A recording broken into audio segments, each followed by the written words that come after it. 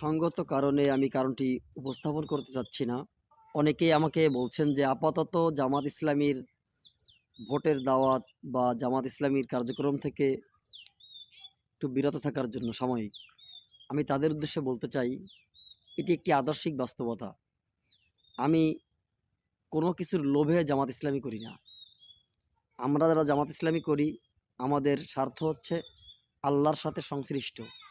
যে এটা বুঝতে পারেনি, সেটা তার ব্যক্তিগত দক্ষতার ব্যর্থতা। আমরা কোনো অবস্থাতেই জামাত ইসলামী বাদ দিয়ে অন্য কারো স্বার্থে বা অন্য কোনো স্বার্থে রাজনীতি করতে আগ্রহী নই। একমাত্র জামাত ইসলামের থেকে ভালো যদি কোনো স্বার্থ থাকে ইসলামের জন্য, সেক্ষেত্রে করতে পারি। কিন্তু ইসলামের বাইরে রাজনীতি করব, তাহলে তো আমরা অন্য যে কোনো দল করতে পারতাম। এটা একটু বুঝতে হবে আপনাদেরকে।